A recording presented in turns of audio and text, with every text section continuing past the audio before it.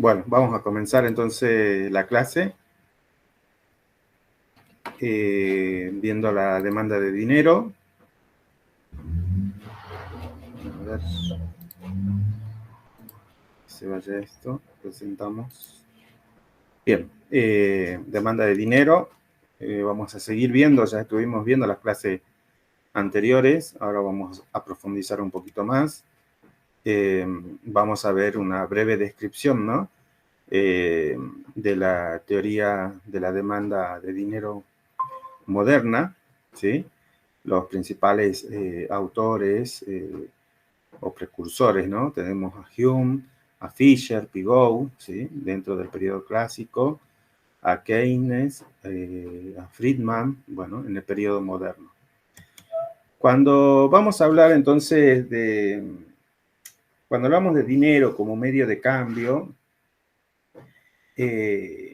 cuando planteamos la ecuación cuantitativa del dinero, el problema no se formuló desde el punto de vista encuadrándolo desde el contexto de la demanda de dinero, sino más bien se dio mucha importancia al concepto de velocidad transacción del dinero, ¿sí?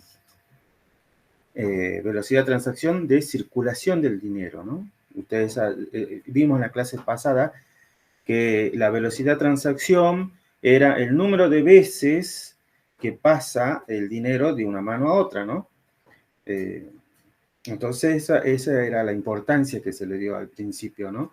Al plantear este concepto de la ecuación cuantitativa.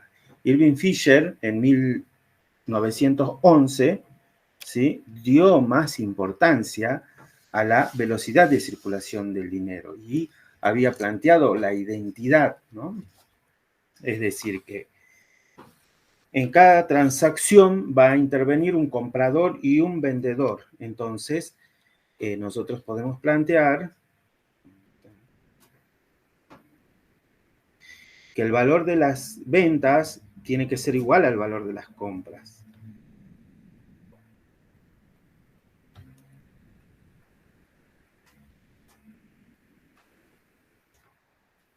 Va a ser igual al valor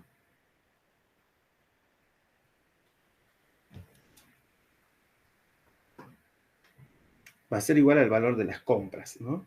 Entonces, por lo tanto, este valor de ventas va a ser igual al valor de las transacciones por el precio.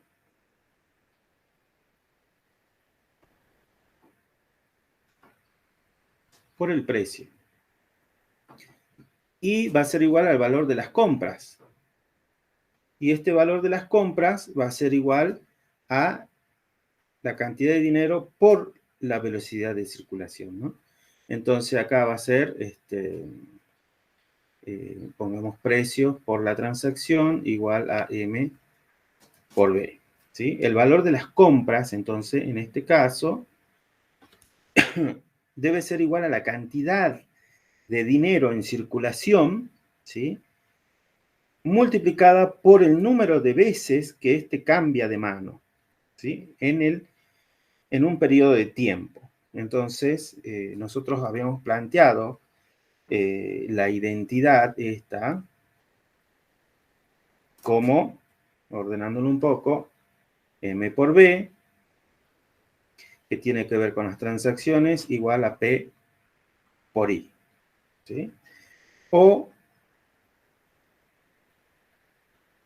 M por B de las transacciones igual a P por las transacciones, ¿no?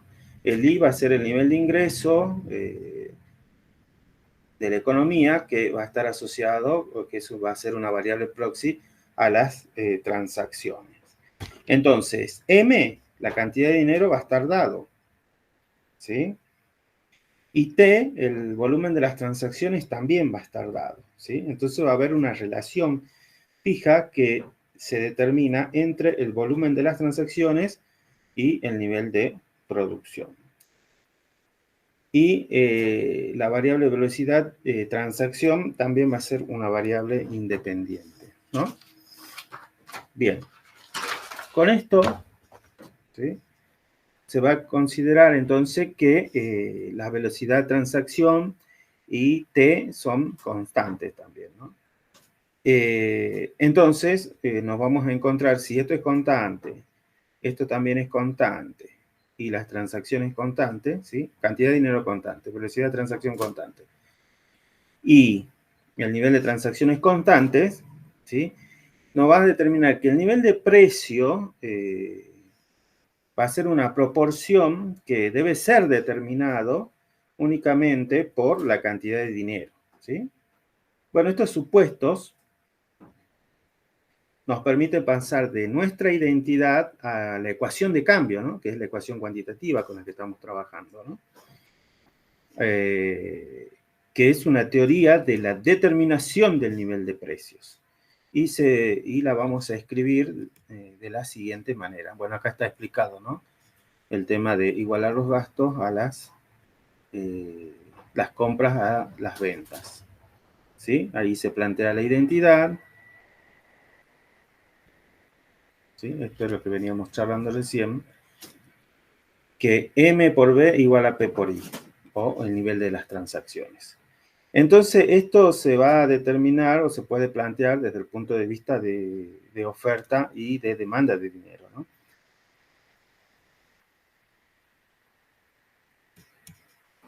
Ahí tenemos la explicación de la ecuación cuantitativa, ¿sí? Vamos a pasar. Y lo que quería decir acá, que la ecuación cuantitativa nos va a servir para la determinación del precio, ¿no? Si yo mantengo constante esto, constante el nivel de producción o de transacciones, lo importante es que nos va a permitir ver cómo es el cambio en el precio, ¿no? Manteniendo estas tres constantes, únicamente va a determinar el nivel de precio. Pero ya vamos a ver que en el pleno empleo, el cambio en M se va a traducir en un cambio en el nivel de precio únicamente, ¿sí?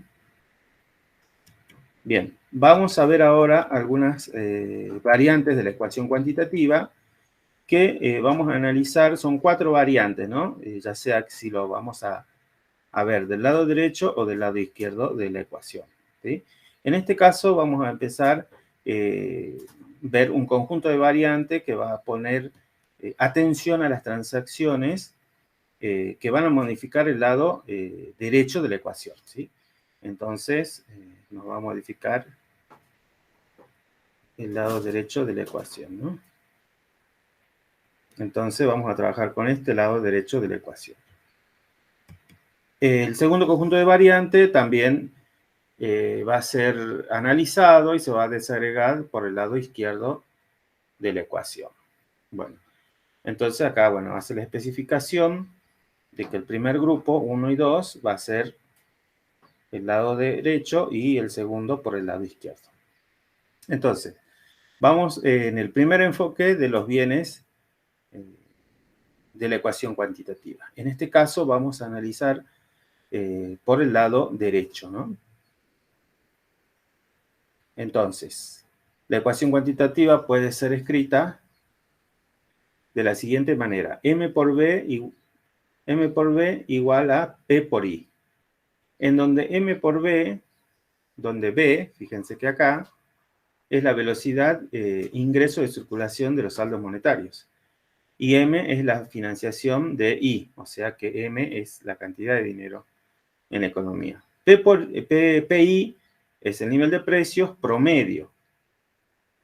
Nivel de precios promedio de los bienes, ¿no?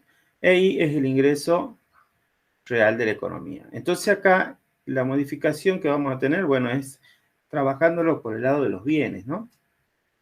Esa es una de las primeras variantes. La segunda variante es, esto ya es en términos de, seguimos en la primera variante, perdón acá, pero trabajándolo como en términos nominales, ¿no? En este caso en términos reales, porque tenemos la I chiquita, fíjense, acá, la I chiquita, en términos reales, y en este otro caso es en términos nominales. Entonces, esta ecuación expresa que la velocidad de circulación es igual a la razón I sobre M. ¿sí?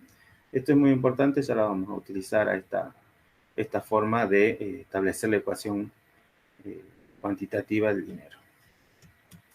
Ahora sí, vamos al enfoque 2 en el caso de las transacciones. El foco de análisis se centra en el número de transacciones en la economía.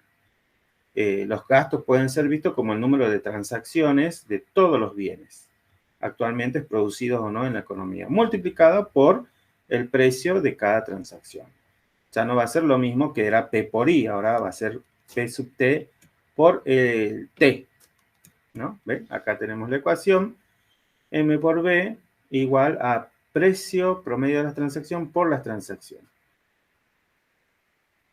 en donde B, M sub T, es la velocidad transacción de los saldos monetarios para financiar, ¿quién? Las transacciones. Y después tenemos precio sub T es el precio promedio de la transacción y T el número de transacciones realizadas en el periodo bajo análisis. Fíjense que acá estamos analizando transacción y por el lado de los bienes, ¿no? Esos serían los dos grupos de la modificación de las variantes por el lado derecho de la ecuación. Bueno, ahí hacer una explicación, que eso ya lo van a ver ustedes detalladamente. Vamos al tercer punto, desagregación entre los componentes del dinero. Ahora vamos a hacer la modificación desde la parte izquierda de la ecuación que estamos planteando. Bien. En este caso, se va a reformular la cantidad de dinero, ¿sí? De acuerdo a los depósitos a la vista y al circulante, ¿no?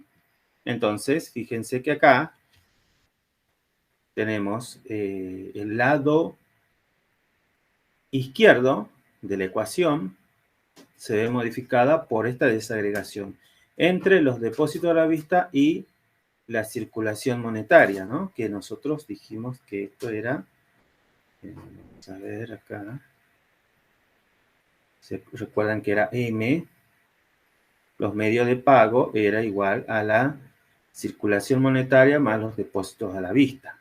Entonces, esta reformulación del lado izquierdo es, recuerden que es M por B igual a P por I. Entonces, M es el que cambia, lo vamos a reemplazar por su igual. La circulación más los depósitos, todo eso multiplicado por la velocidad de circulación a P por I. Y es por ello, al hacer distributiva, fíjense que llegamos a la expresión 5. C por B, bueno, de la circulación monetaria más D por B a la circulación de los depósitos, ¿no? Para transacciones, P por I, ¿no? Siempre estamos viendo desde el punto de vista, ¿sí? Fíjense que llegamos a la misma ecuación 5.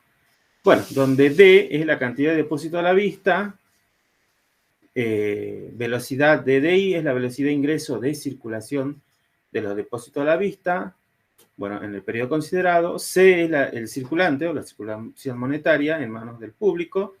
BCI es la velocidad de ingreso de circulación del dinero circulante. PDI es el precio promedio del producto, ahí es el ingreso real y chiquita, ¿no? El ingreso real de la economía. Entonces, esta es la tercera variante desde el lado izquierdo de la ecuación. Bueno, estas son las variantes, ¿no? De la ecuación cuantitativa. Tengan en cuenta que esto se le ha tomado en el examen final a los chicos, les aviso, digo que este es un tema para ver cómo se puede ver las implicancias, ¿no? De cada variante en la ecuación cuantitativa. No sé si tienen alguna duda o seguimos el desarrollo.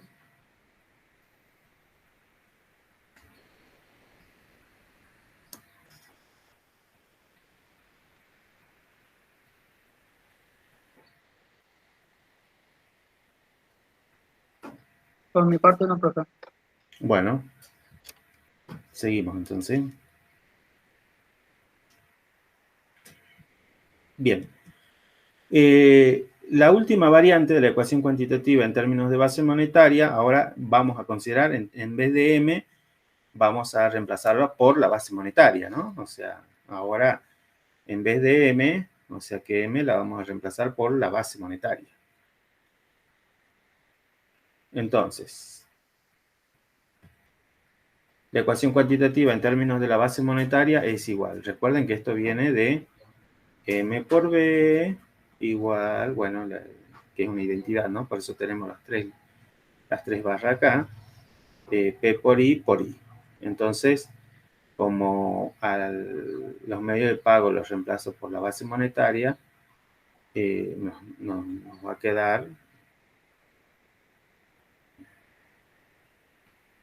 quedar entonces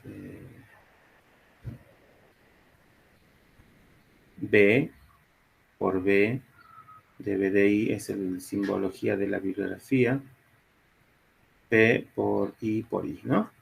Entonces, donde B es la cantidad de base monetaria y B de BDI es la velocidad de ingreso de circulación de la base monetaria por periodo. Bien, esas son las variantes que podemos ver, ¿no? Entonces, son las 4 variantes de la ecuación cuantitativa. Como le digo, bueno, se le tomó en el examen final a los alumnos que rindieron anteriormente. Bueno, la teoría cuantitativa, como veníamos hablando, establece una proposición, ¿sí? Que un cambio en la oferta de dinero en la economía causa un cambio en el nivel proporcional de los precios, o sea que el cambio en M se traduce a un cambio en el nivel general de precios, ¿no? Eso es lo que plantea la teoría cuantitativa. Bien, bueno, ya vimos que quiénes son los que son los precursores. Fisher, ¿no? Bueno, también Pigou.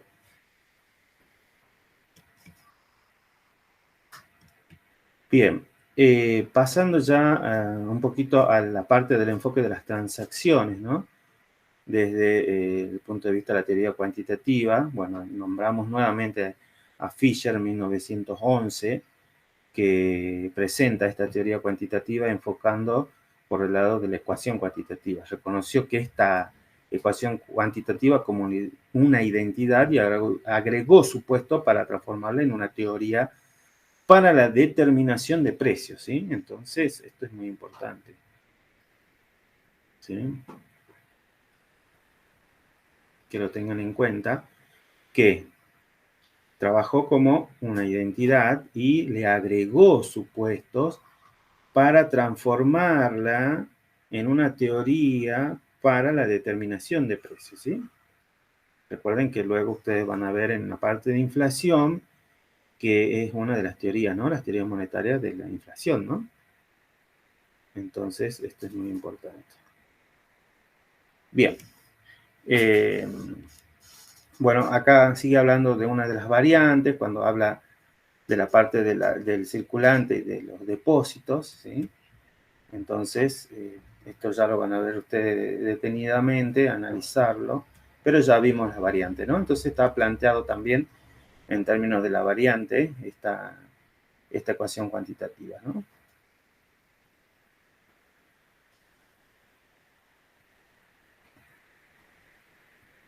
Bien, el mecanismo de transmisión.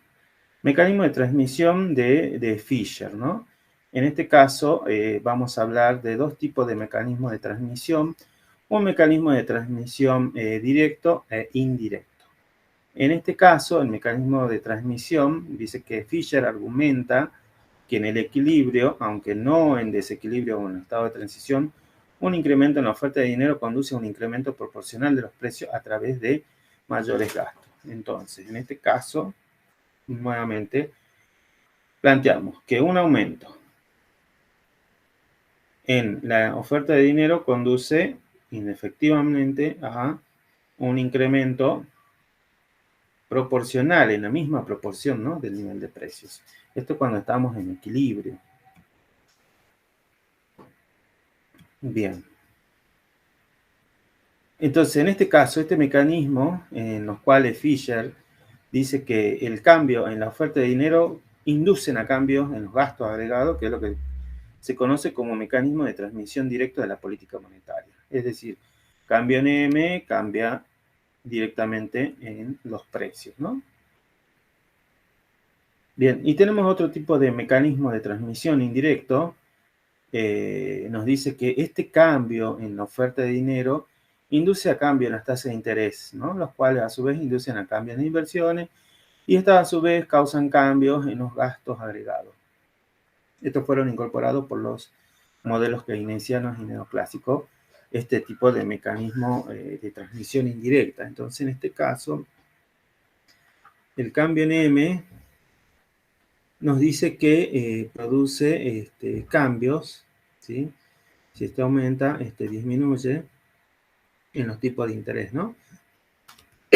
Ustedes lo pueden ver en el mercado monetario, ¿no? Cuando aumenta cada cantidad de dinero, tasa de interés, cuando tienen una curva de oferta de dinero vertical, ¿sí? La demanda de dinero para esta tasa de interés, ustedes aumentan la cantidad de dinero en forma exógena, ¿no? Aumenta de... Entonces, ¿qué pasa con los tipos de interés? De R0 pasa al nuevo equilibrio a R1, ¿no? Es decir, que baja. Entonces, este es un mecanismo indirecto, ¿no? De transmisión, ¿no? De la política. Entonces, aumenta M, ¿qué pasa? Disminuyen las tasas de interés. Si disminuyen el tipo de interés, aumentan el nivel de inversiones, ¿no? Y si aumenta el nivel de inversiones, ¿qué pasa con la demanda agregada? Aumenta la demanda agregada. La demanda agregada de la economía. Entonces, en este caso, se puede producir en un esquema de oferta y demanda agregada, oferta agregada, ¿sí? Puede aumentar la demanda agregada prima por este aumento en las inversiones. Y acá tenemos un mecanismo indirecto de transmisión, ¿no? El resultado final es que aumenta el producto de la economía. Bueno, y en este caso también un aumento en el nivel de precios, ¿no? Pero el objetivo final es que aumente el nivel de ingresos de la economía, ¿no? Este es un mecanismo indirecto de transmisión, ¿no? ¿Dudas, chicos?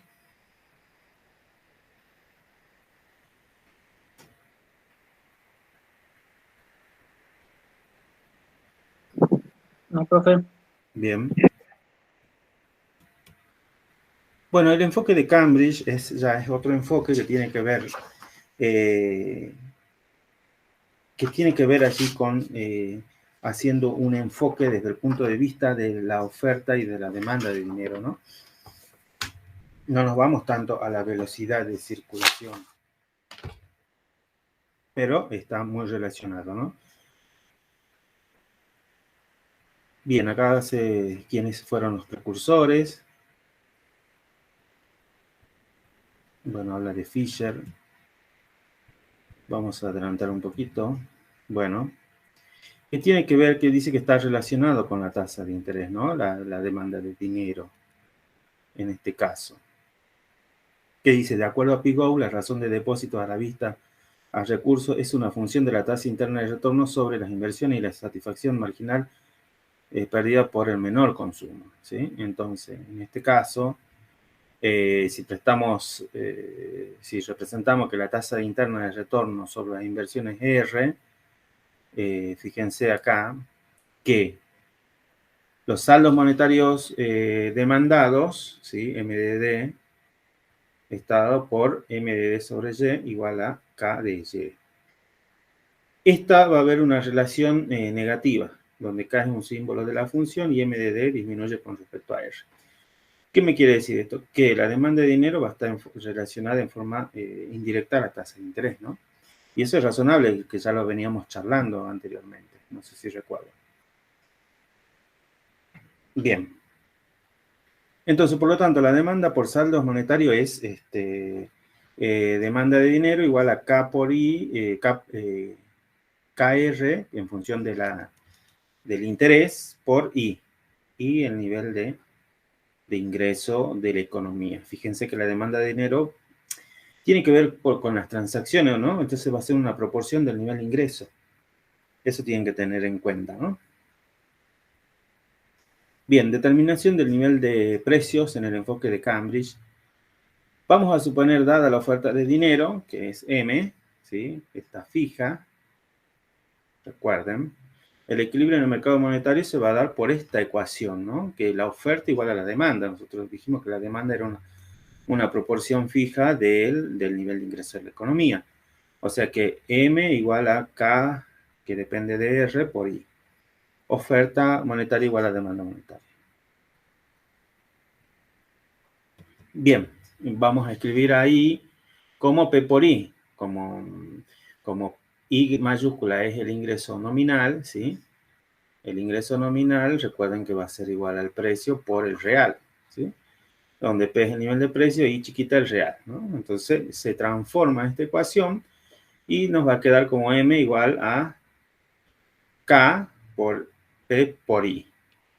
Entonces, asumiendo que el producto está a su nivel de pleno empleo, en el equilibrio tal que se convierte en esta demanda de dinero. Fíjense, con esta expresión F, F elevado a la F, que nos va a decir que este nivel de ingreso real es de pleno empleo, ¿no? Bien.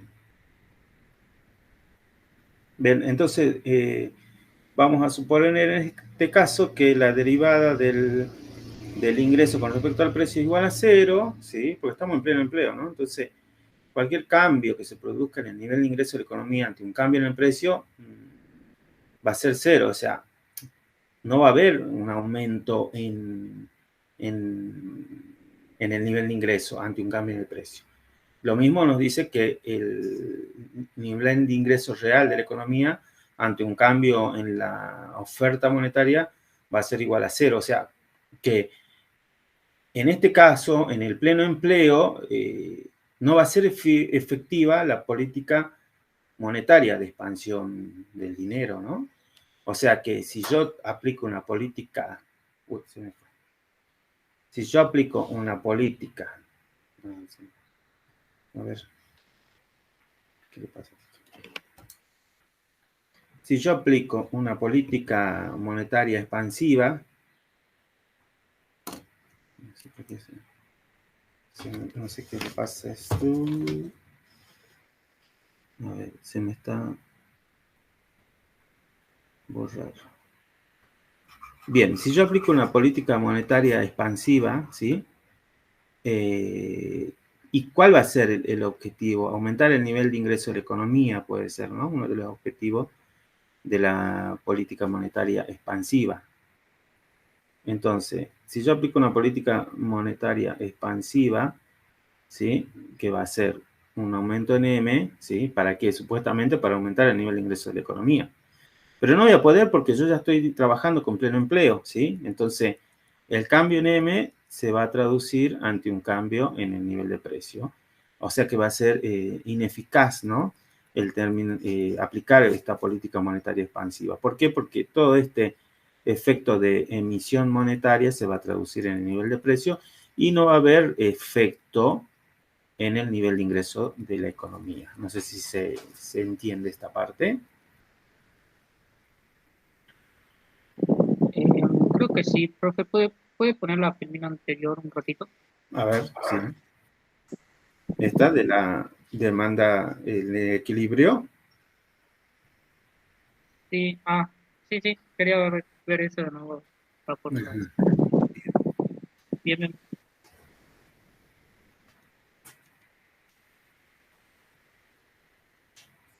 Bien.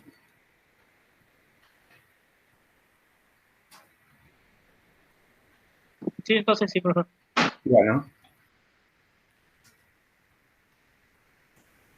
Bueno, en el equilibrio entonces dijimos que M igual a una fracción del producto real, ¿no?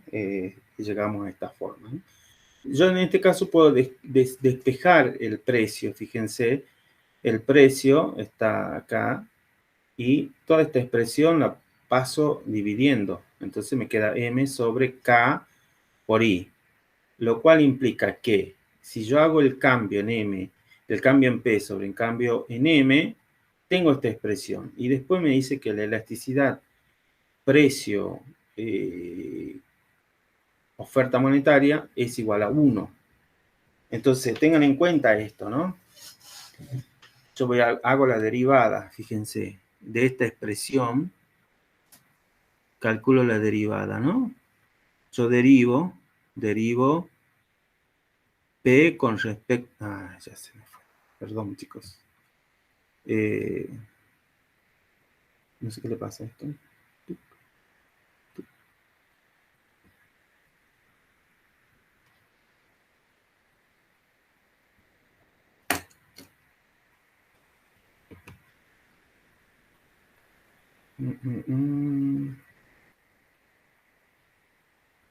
Vamos a borrar esta parte.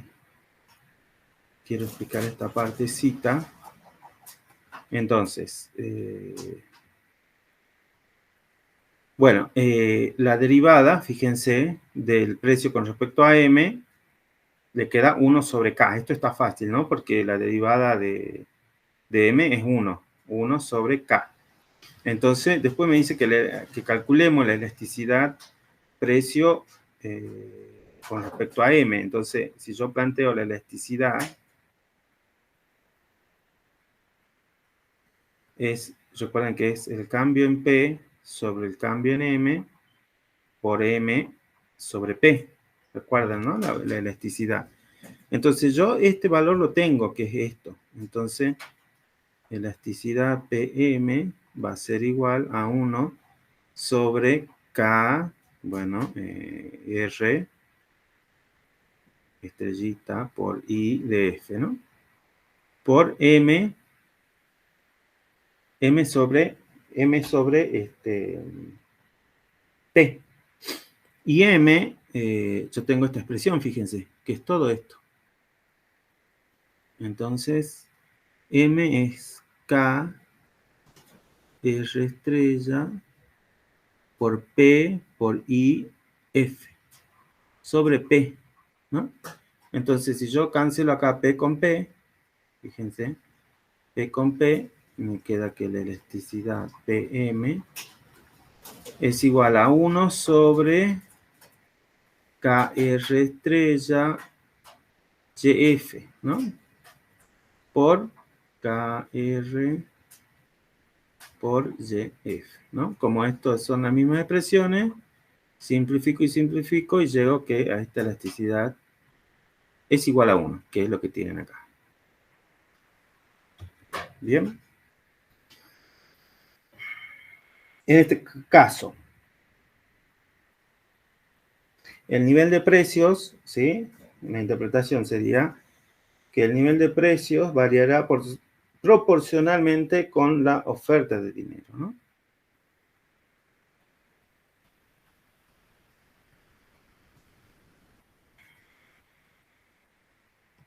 Bien, entonces, donde EPDM, elasticidad precio con respecto a M, es unitaria. El nivel de precios en equilibrio en estática comparativa variará proporcionalmente con la oferta de dinero.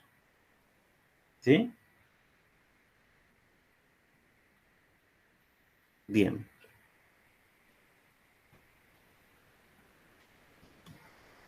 Bueno, y la velocidad en el enfoque de Cambridge, la velocidad de circulación en el enfoque de Cambridge, dice sobre la velocidad de circulación B en el análisis de Pigou podemos derivar de 10, que en este caso, fíjense que la velocidad es igual a I sobre M, ¿no? Entonces, nosotros dijimos que, ¿por qué es igual a 1 sobre K? Vamos a ver entonces. M por B es igual a I mayúscula, es el ingreso nominal. Recuerden que el I mayúscula era P por I chiquita, ¿se acuerdan o no? ¿Sí? Entonces, pero acá lo planteamos en términos nominales. Si yo despejo la velocidad de circulación, yo tengo que I es igual a I sobre M, ¿no? ¿Cómo llegamos a este M? M, ¿qué expresión era de M? Reemplazamos por su igual a M, que M era igual a una fracción del ingreso, ¿se acuerdan? Borrar.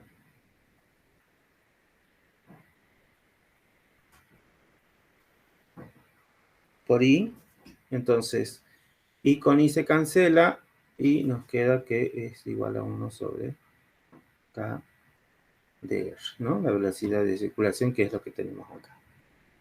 Llegamos entonces a la conclusión de que la velocidad es igual a 1 sobre K de R, que la velocidad de circulación va a estar relacionada inversamente con la tasa de interés.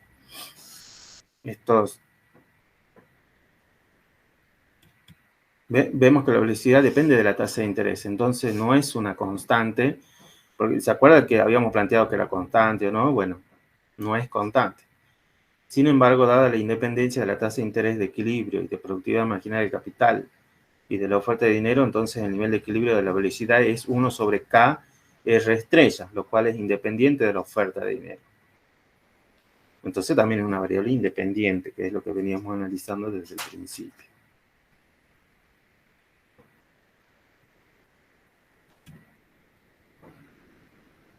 Bueno, acá habla de la independencia de la velocidad respecto a la oferta de dinero, no significa constancia a través del tiempo.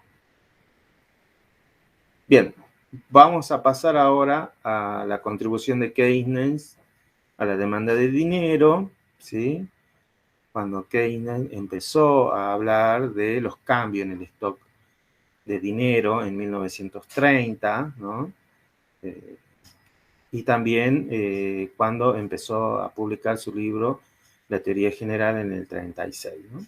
Vamos a ver entonces de forma rápida los aportes de Keynes a la demanda de dinero, que ustedes ya lo habíamos visto, una breve introducción la vez pasada, ¿no?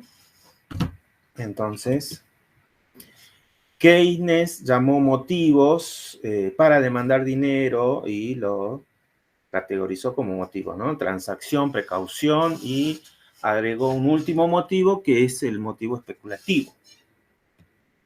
Motivos, transacciones, ustedes saben que es esa demanda para realizar transacciones, ¿no? Que habíamos planteado que la demanda de dinero era proporcional al nivel de ingreso de la economía, ¿no? Motivo precaución, también se reconoce que las personas necesitan mantener dinero para asuntos inesperados que puedan surgir, ¿no?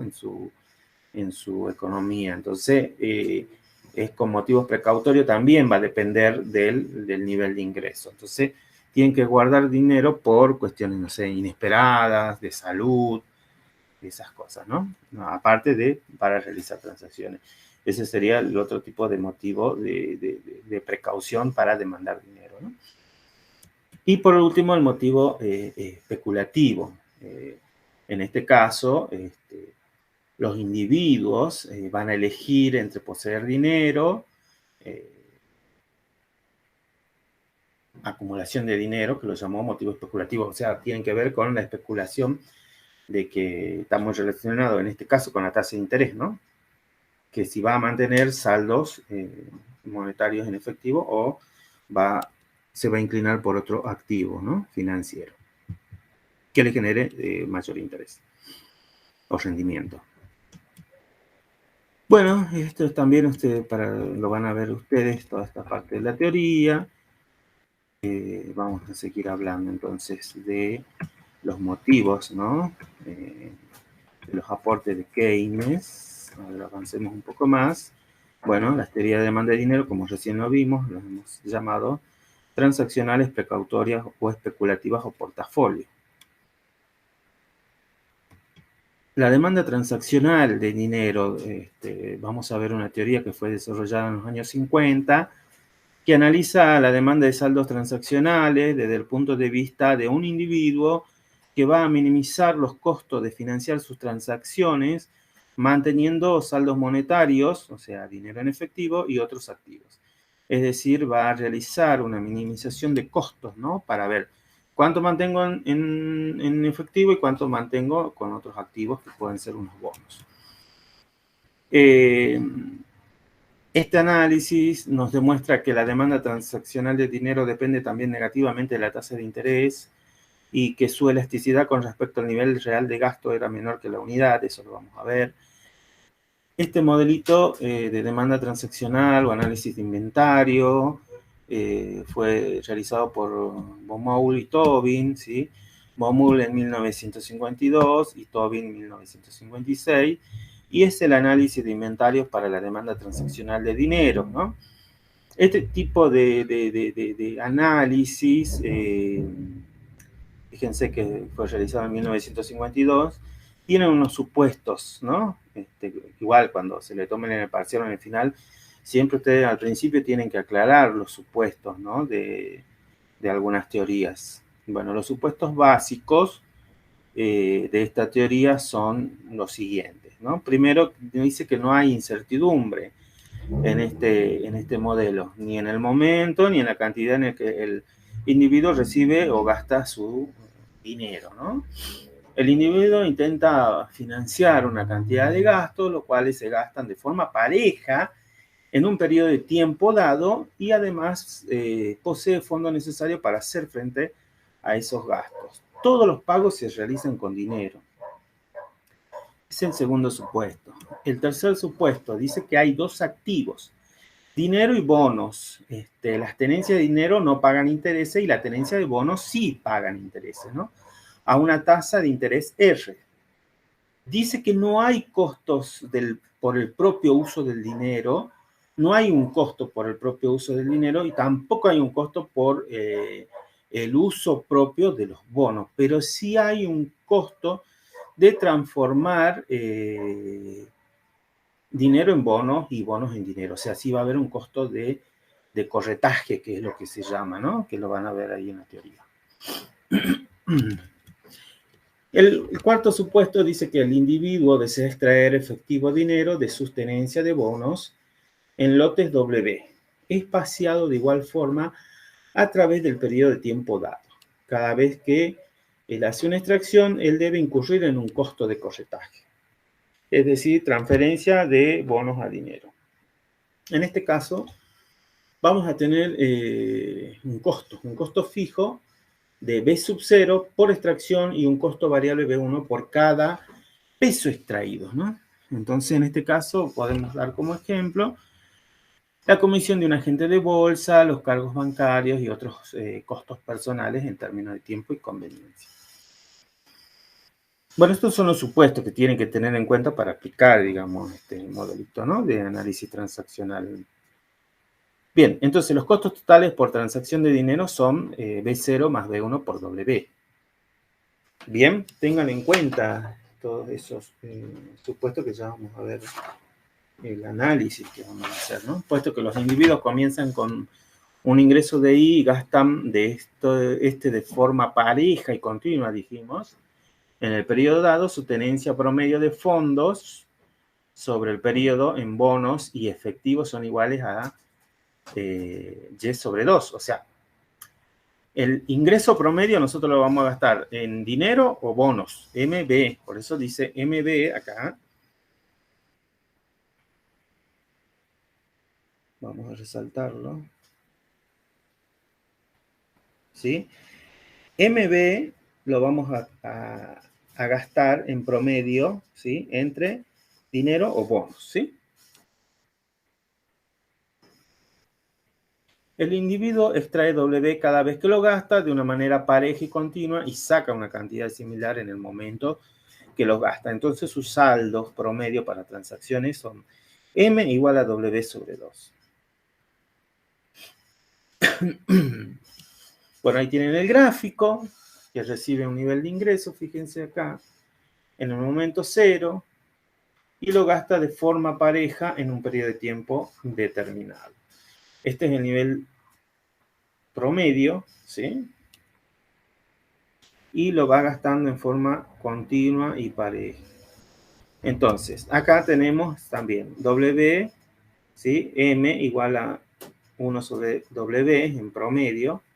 Y tenemos acá W extrae el gasto continuo en forma pareja en este periodo de tiempo, ¿no?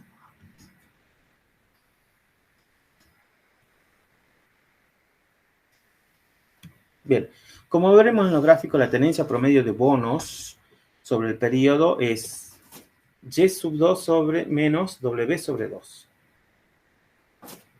Tenencia promedio de bonos, ¿no? Puesto que el total de gasto es extraído de los bonos o del banco en lotes W, entonces el número de extracciones N es igual a I sobre W. El costo de extraer I es el costo por extracción multiplicado por el número de extracciones, o sea que esto es el costo de extracción por el número de extracciones, que es N I sobre W, fíjense, esto es N, ¿no? Entonces multiplican y obtienen así. Además, los intereses perdidos por mantener dinero dinero en cambio de bonos es M, R por M. O sea, al costo, ¿sí? Porque tenemos que analizar este costo de oportunidad, ¿no? Puesto que M es igual a W sobre 2, entonces los costos de intereses son R por W sobre 2. Entonces, fíjense que acá el costo total de oportunidad C de financiar I de estos gastos de manera descripta es igual. R por W sobre 2 es la parte que le corresponde a la tenencia de dinero, más este sería el costo de extracción, por extracción, ¿no? El costo fijo y el costo variable que se había planteado, ¿no? Entonces, bien, ¿cómo llegamos a esto? A ver, si pasamos la diapositiva, ahí está. ¿Es la misma? Sí. Entonces, acá, ¿cómo llegamos a este? Esta es la parte de por mantener dinero, ¿no? Entonces, que depende de la tasa de interés y este es el otro costo, ¿no? Bueno, pero nosotros habíamos planteado al principio que este costo, a ver, pluma, vamos a anotar acá chiquito, a ver si puedo, para que se entienda esa fórmula negra. Bien, nosotros tenemos que el costo, este costo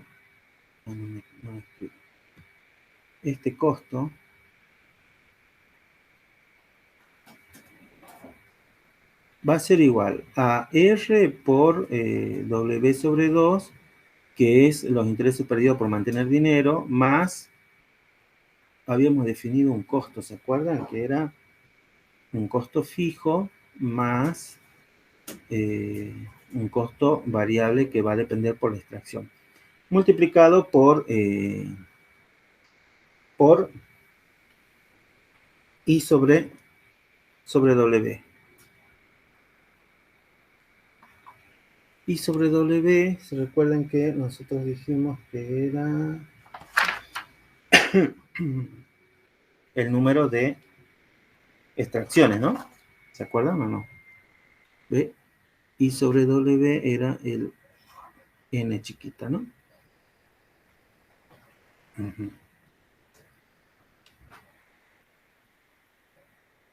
Y ella se me fue de nuevo.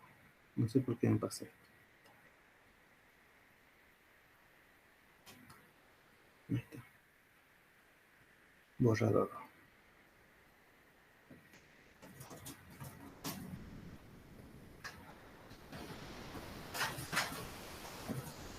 Pluma. Bien.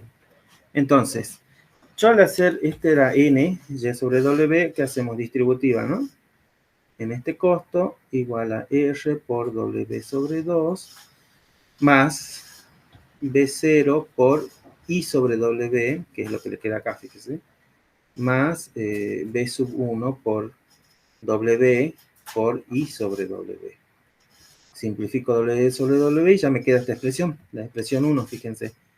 R por W sobre 2 más B0 por I sobre B más B1 por I. ¿Sí? Y me queda esta expresión, ¿no? Bien, ahí tenemos la expresión, entonces ya hemos llegado a esta expresión. ¿Y qué es lo que vamos a hacer acá? Vamos a derivar entonces esta expresión, este costo, con respecto a W. Entonces vamos a hacer el cálculo acá. Vamos a calcular derivar el costo con respecto a la extracción, ¿no? Fíjense, el primer miembro tenemos la derivada R por W sobre 2. La derivada de W es 1, entonces nos queda R sobre 2. R sobre 2. Y acá, ¿qué tenemos? B0 por I sobre, tenemos que derivar W. Bueno, acá, si derivamos con respecto a W, es 0, ¿no? Porque no tenemos esta constante, no está relacionada con W, entonces tenemos que enfocarnos en esta parte, ¿no? Para derivar esto, tenemos acá el TW en el denominador, entonces yo lo puedo arreglar un poquito acá, hacemos un cálculo auxiliar, B0 por I sobre W, esto va a ser igual a B0 por I por W a la menos 1, ¿no? Lo llevamos a la parte de arriba.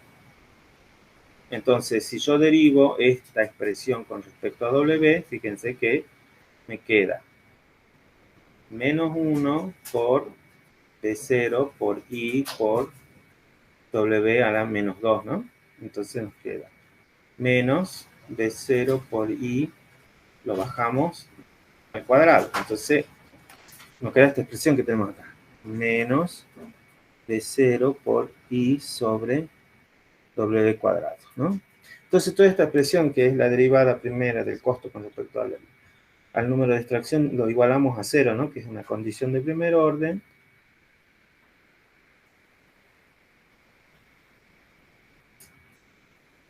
Igualada a 0. Vamos a despejar este W. Despejamos W, ¿sí? Entonces, R sobre 2 igual a, queremos ver a qué es igual estas extracciones, B0 por I sobre W cuadrado. Esto está dividiendo, pasa multiplicando, entonces W cuadrado es igual a B0 por I sobre R por 2, ¿no? Estamos dividiendo, pasa multiplicando. Entonces, W es igual a la raíz de 2 de 0 por I sobre R. ¿Sí? Esta es la expresión de W. ¿Ven? Bueno, entonces yo quiero ver cuál es la demanda de dinero. La demanda por motivo de transacción, habíamos dicho que era igual a W sobre 2, ¿no? Entonces, MTR es igual a W sobre 2. W lo reemplazamos por su igual, que tenemos la raíz, esta grandota, 2 B0 por I sobre R. Es toda la expresión llega hasta.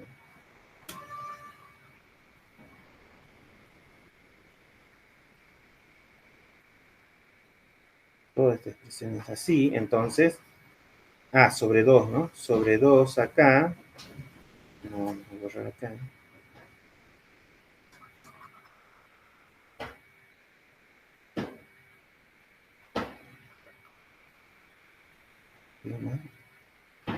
Ahí se me fue.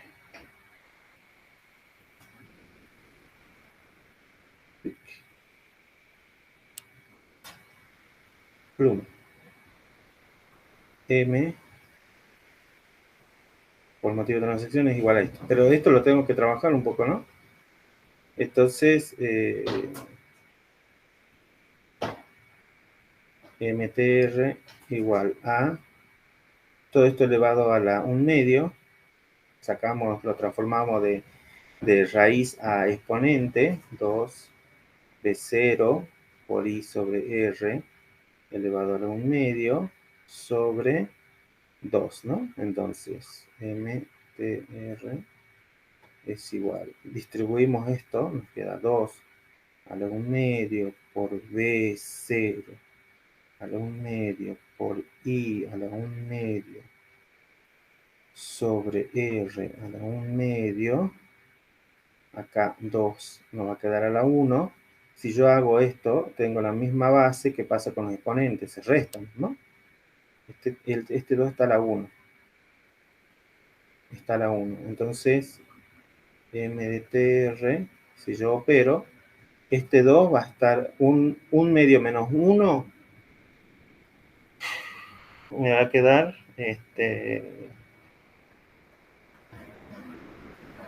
un medio, ¿no?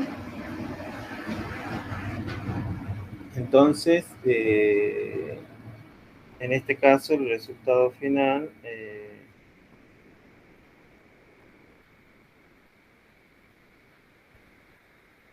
nos queda que 2 a la 1 medio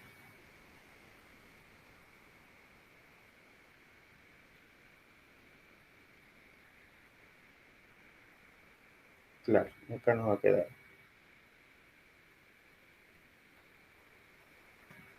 B0 a la 1 medio sobre 2 a la 1 medio, ¿sí? Por I a la 1 medio sobre R a la 1 medio. Entonces, esto nos queda M igual a B0 sobre 2, todo elevado a la 1 medio, por I elevado a la 1 medio, por R elevado a la menos 1 medio. Y acá tengo la ecuación de la demanda transaccional. ¿Sí? Bien, fíjense que acá, ahí está la W igual a la raíz de 2B0 I sobre R. ¿Ven? ¿La ven? Acá está. W es igual a 2 por B0 I sobre R, que es esta expresión. Y después la expresión de la demanda de dinero, W sobre 2, que es B0 sobre 2 a la 1 medio, por I a la 1 medio, por R a la menos 1 medio, que esa es la demanda de dinero para transacciones, ¿no? ¿Vieron? Ahí tienen el desarrollo algebraico de cómo llegan a W y cómo llegan a esa demanda transaccional, ¿no? Donde TR mide es M, donde TR sobre la M significa demanda de dinero para transacciones. Dice que la ecuación 4, que es la de demanda, es conocida como la fórmula de raíz cuadrada en el análisis de inventario. Forma de una función de producción Cobb-Douglas, ¿no? Que se la deben haber visto en microeconomía, ¿o no? Bien, entonces ahí tienen la demanda de dinero por transacciones. Bien. ¿Se entendió hasta acá, chicos? Esta parte. Sí, profe. Sí, profe.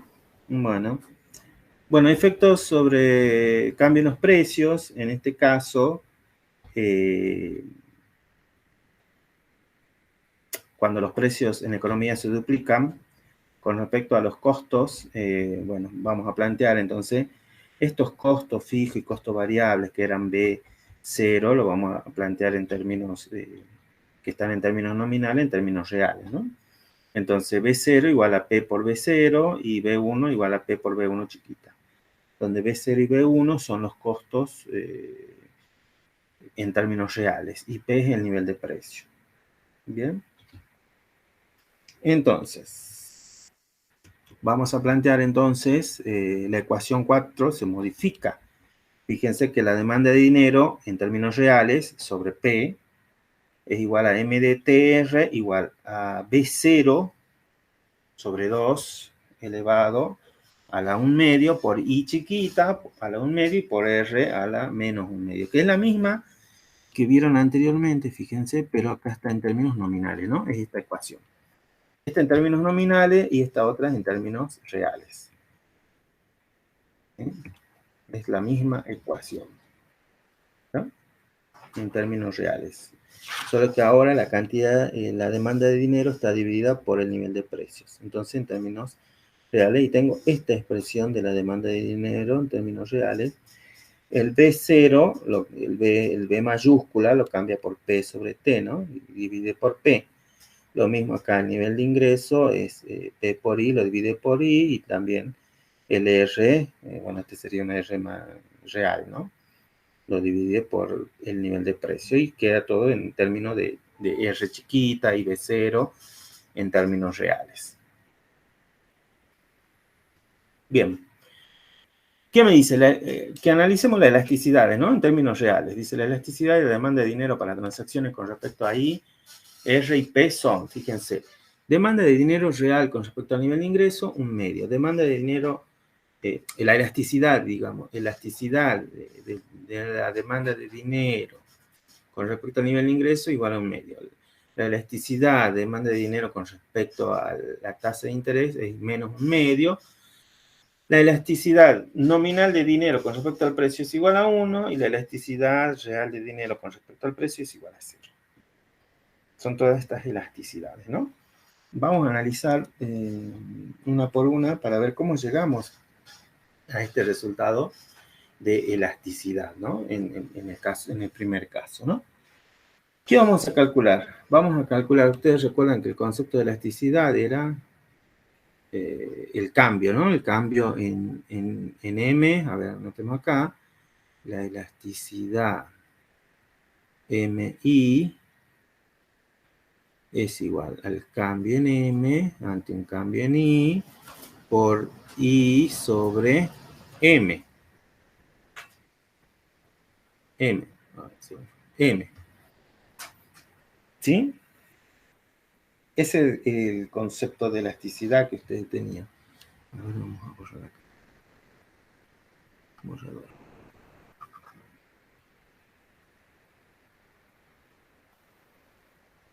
Acá M chiquita, ¿no? Entonces vamos a calcular el cambio en M ante un cambio en I. De acá, de esta ecuación. Cambio en M ante un cambio en I, nivel de ingreso, fíjense. Vamos a derivar, entonces, que si yo derivo. ¿Se acuerdan de derivar, chicos, o no? Sí.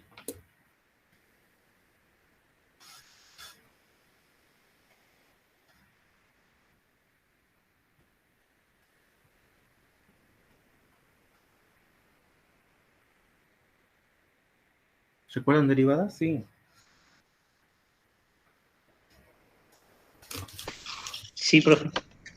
Bueno, entonces vamos a derivar toda esta expresión con respecto al nivel de ingreso. Entonces, fíjense que I está elevado a la 1 medio. Entonces, S baja como exponente, ¿no? 1 medio por, y nos queda toda la expresión. B0 sobre 2 elevado a la 1 medio por I. Ahora queda 1 medio menos 1, ¿no? Acá. 1 medio menos 1. Ese 1 medio menos 1 a ustedes le va a dar menos 1 medio, ¿no? Como resultado. Por R elevado a la menos 1 medio. Entonces toda esta expresión, fíjense que ya la tengo acá. Entonces anotamos. Elasticidad M de I es igual a toda esta expresión 1 medio por B0 sobre 2 elevado a la 1 medio por I elevado a la menos 1 medio por R elevado a la menos 1 medio por, dijimos, I sobre M. I chiquita, ¿no? Sí, I chiquita sobre R. Entonces, ¿qué hacemos acá? Tengo acá, el exponente es 1 acá, fíjense. ¿No? Entonces, ¿qué tenemos acá? Profe, ahí no era I sobre M. ¿Dónde? Al último, donde dice I Ah, sobre sí, R. sí, sí. Tiene razón. Acá, ahí me. Acá es M chiquita, perdón. M. Ahí está, corregido. Bien, gracias por la observación. Bien, ¿qué hacemos acá entonces? Tengo I a la menos 1 medio e I a la 1. ¿Qué pasa acá? I a la menos 1 medio por I a la 1. Misma base que pasa con los exponentes. Se suman, ¿no? Menos 1 medio más 1. ¿A qué es igual esta expresión? Menos 1 medio más 1.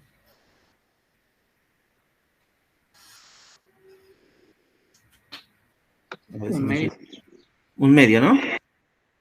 Bien, Sí. entonces, esto me va a quedar M de I igual a un medio por B0 sobre 2 a la un medio por I a la un medio no va a quedar, ¿no? Por R a la menos un medio por 1 sobre M. M que es la demanda real de dinero, ¿no? Entonces, fíjense, toda esta expresión es la demanda real de dinero. Es M. Es esto. Toda esta expresión, ¿no? Entonces, ¿qué hago? Sin el 1 medio, perdón. Sin el 1 medio. Borrador. Sin el 1 medio, o sea que es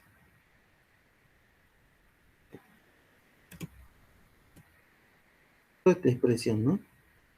Entonces, toda esta expresión es M. Por 1 sobre M, cancelo M con M y me queda un medio. O sea que ahí tengo que M de I es igual a un medio.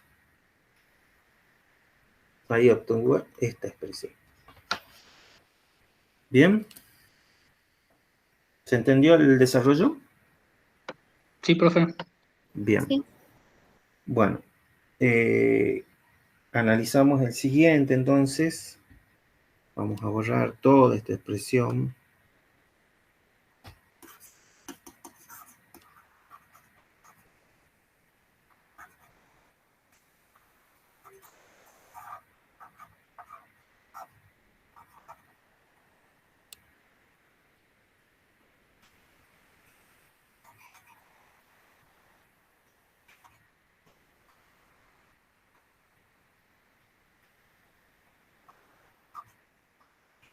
Bueno, estoy tardando un poco en borrar, ¿no? Bueno, ahí está. La otra es la elasticidad con respecto a R, ¿no? Acá. Con respecto a R,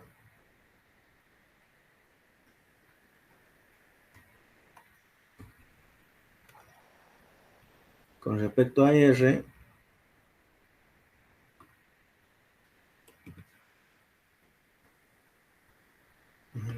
¿qué pasó? Ahí está. Con respecto a R, ¿sí? Lo mismo, vamos a derivar con respecto a R. O sea que tengo acá menos un medio, ¿no? Pasa como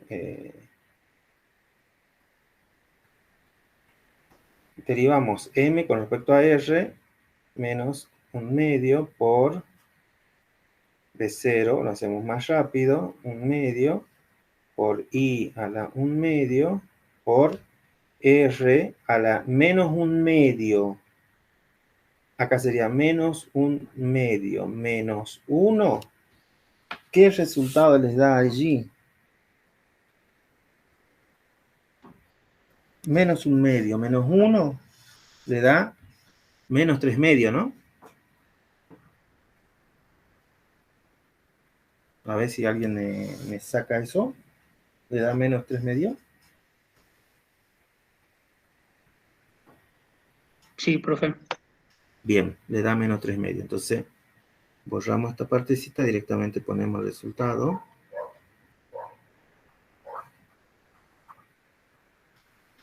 Menos 3 medios.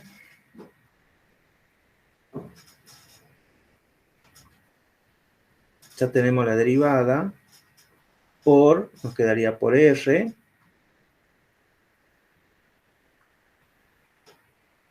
Por R sobre M, ¿no?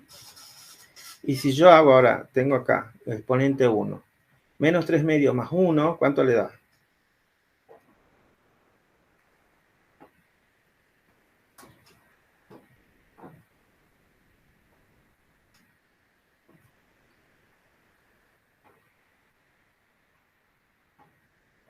¿Cuánto le da? Menos 3 medios menos 1. Toda esta expresión. ¿Cuánto le da? Sería menos un medio de nuevo. Menos un medio, claro. por 1 sobre m, ¿no? Y como todo esto también es m, ¿sí? Fíjense, es la misma expresión de arriba, cancelo, m se va con m y me queda que la elasticidad m de r es igual a menos 1/2. ¿Está claro? Sí, profe. Uh-huh.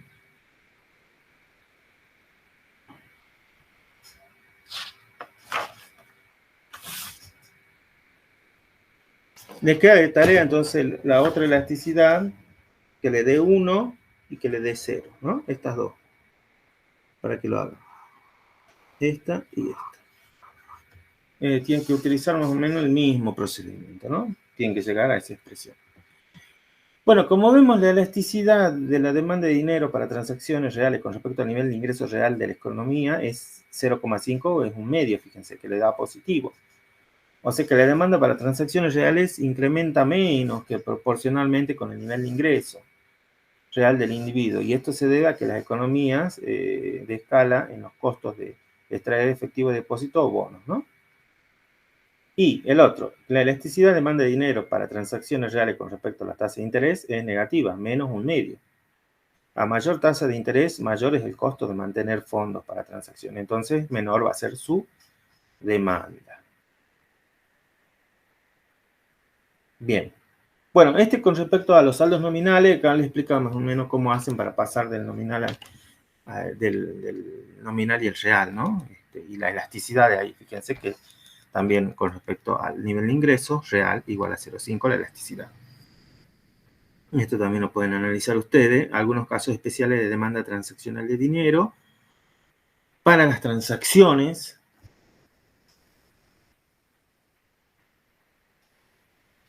bien, en este caso, fíjense que en el análisis anterior habíamos incorporado, se incorporó, ¿no?, la elección entre mantener dinero o bonos para financiar transacciones. En este caso, cuando se ejercita esta elección, el individuo compara solamente bonos si puede obtener un beneficio de esto. Si no puede obtener beneficio, entonces solo mantendrá dinero y la ecuación 5 servirá para la demanda de saldos reales no nos servirá. Entonces, para poder analizar esta posibilidad, si es que tenemos beneficios, ¿sí?, de mantener dinero o bonos, se va a plantear nuevamente los supuestos de Baumol, en donde el individuo gasta todo su ingreso ahí de forma pareja y continua y mantiene en promedio Y sobre 2, ya sea el dinero o en bonos. Entonces, esta tenencia nominal de bonos será igual a Y sobre 2 menos M. El individuo gana intereses sobre esta tenencia. Bien, entonces, vamos a plantear una función de beneficios que va a ser intereses por los bonos menos el costo de corretaje que habíamos planteado. ¿Se acuerdan o no? Entonces, esa función de utilidad o de beneficios más que nada, ¿no?, es intereses por los bonos menos intereses por los costos de corretaje. Entonces acá tenemos R por I sobre 2 menos M. ¿Ve? Acá tenemos el dinero en promedio menos el dinero menos la oferta monetaria, fíjense que va a ser los bonos. Esto es lo que se demanda por bonos. No se escribe bien. Esto es lo que vamos a tener por los bonos, ¿no? Y el otro, estos serían los costos de corretaje.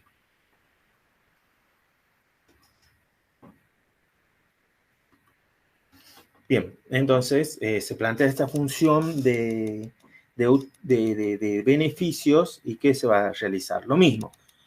Se va a maximizar con respecto a M, ¿sí?, para ver cuál es el beneficio de tener dinero o de tener bonos, ¿no? Entonces, hacen el problema de maximización, entonces van a derivar esta función de beneficios y lo van a derivar con respecto a M. Lo mismo que hicimos anteriormente, ¿no?, el análisis algebraico.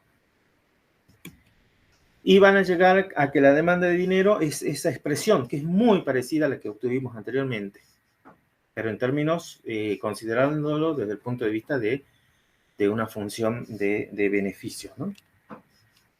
Es prácticamente igual fíjense, ¿no? En términos nominales. Si ustedes observan, sí, es parecido, muy parecido.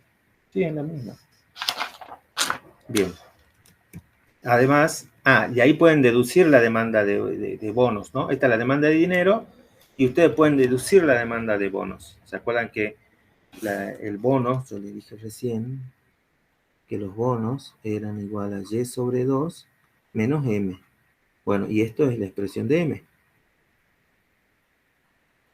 Entonces, reemplazan a m por su igual, acá, que esto es m, y obtienen la demanda por bonos, ¿no? Y se plantea, donde 8, que es la última expresión, es la demanda de bonos para transacciones. Por lo tanto, se vuelve a plantear esta función de beneficios, fíjense, que es R y sobre 2 menos M, que decía allí, menos el costo de corretaje. Y llegan a esta expresión, ¿sí? Reemplazando acá a M por su igual, haciendo distributiva el R y uniendo en forma conveniente, llegan a esta expresión del beneficio, ¿no? Eso lo pueden hacer ustedes algebraicamente. Y bueno, y acá están las interpretaciones, ¿no? En el caso de esta función de beneficios. Bien, bueno, estos son los otros casos. También pueden analizar acá las elasticidades del dinero con respecto a I es igual a 1 y la elasticidad de demanda de dinero con respecto a la tasa de interés es igual a 0, ¿no? Bueno, está toda la explicación. Esto ya le queda para ustedes. También acá con respecto a la distribución del ingreso. También plantean una demanda transaccional de dinero, pero en el caso de, en el caso A, ¿sí? Te dice acá una economía en donde hay perfecta desigualdad y otra economía donde los individuos son idénticos. Se plantean los dos casos y se analiza la demanda transaccional de dinero, ¿no? Y después tienen lo mismo con respecto a los depósitos de interés y sobre los depósitos a la vista. Lo mismo, plantean una función de beneficios, fíjense, y tienen que maximizar, igualarla a 0, encuentran esta demanda por los depósitos a la vista y también por los bonos, y analizan una elasticidad, fíjense. Bien, eso le va a quedar de tarea para ustedes, ¿no? Y bueno, y hasta acá, no sé si tuvieran alguna duda. Esta diapositiva ya la tienen en el aula virtual.